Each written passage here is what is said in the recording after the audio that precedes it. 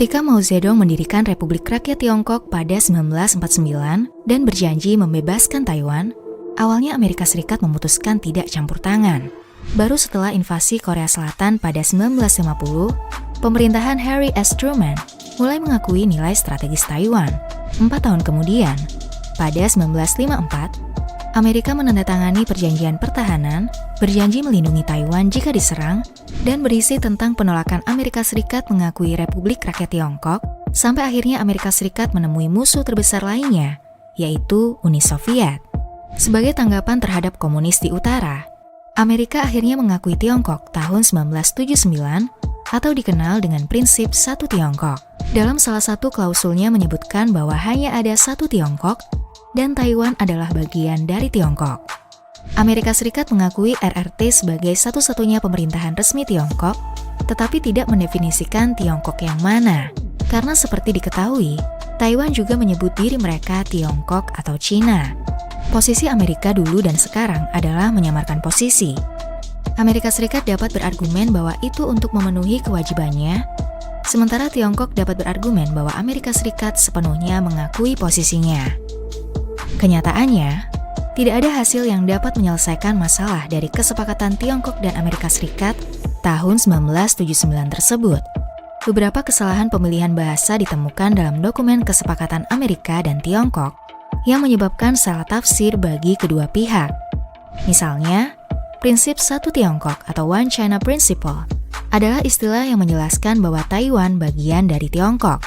Tidak memiliki arti yang sama dengan kebijakan satu Tiongkok atau One China Policies. Setiap negara memiliki arti yang berbeda bagi istilah tersebut.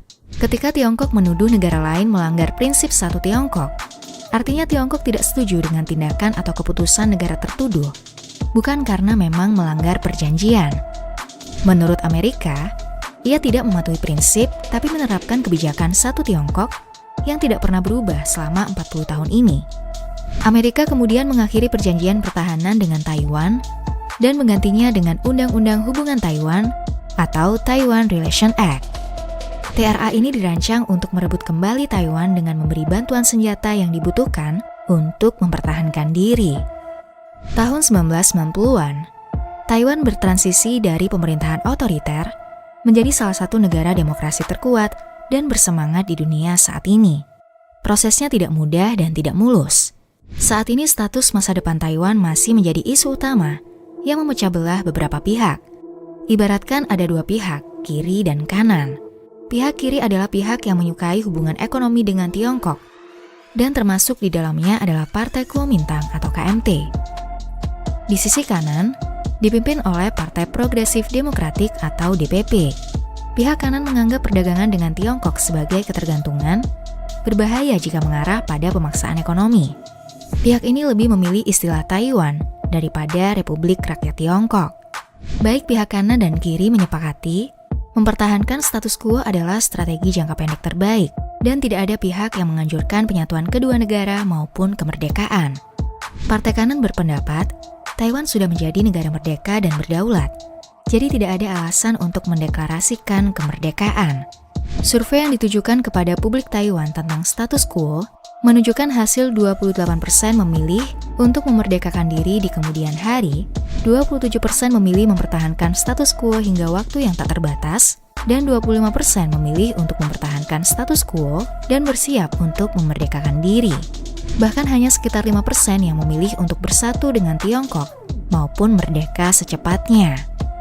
Ironisnya, belahan dunia lain seperti Amerika Serikat panik ketika Tiongkok menerbangkan jet tempur melalui wilayah udara Taiwan.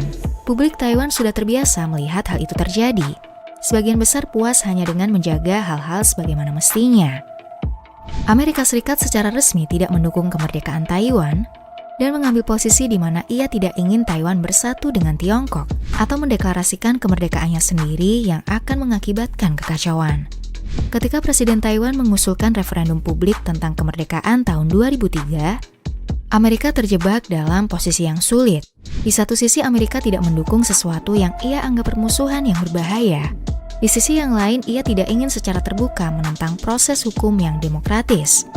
Sebaliknya, Amerika secara tidak langsung menegaskan kembali bahwa ia tidak mendukung kemerdekaan dengan mengatakan Presiden Taiwan sudah melampaui batas. Sejak saat itu, pejabat Taiwan berusaha keras membuktikan bahwa mereka tidak merencanakan kekacauan di kawasan. Tahun 2018, Presiden Tsai Ing-wen tetap teguh pada referendum kemerdekaan. Ia menyerukan agar merubah nama Olimpiade Cina Taipei menjadi Olimpiade Taiwan. Sementara Taiwan dan Amerika Serikat mendukung status quo. Semua orang setuju bahwa hal tersebut tidak dapat dipertahankan dalam jangka panjang. Salah satu garis merah yang dikatakan Tiongkok, bahwa akan memicu peperangan jika Taiwan menolak berdiskusi tentang kemungkinan unifikasi, sangat penting mempertahankan status quo yang damai untuk saat ini. Namun, segalanya memerlukan perubahan. Bagi publik Taiwan, jawabannya sudah jelas. Mereka menginginkan kemerdekaan. Survei berdasarkan usia, generasi muda Taiwan merasakan perbedaan dengan budaya Tiongkok. Gerakan Bunga Matahari 2014 menunjukkan betapa gigihnya generasi muda Taiwan. Namun, hari demi hari militer dan ekonomi Tiongkok menjadi semakin kuat. Mungkin Tiongkok percaya bahwa waktu berpihak kepadanya, meski keseimbangan kekuatan akan berubah sesuai dengan keinginan dan tujuannya.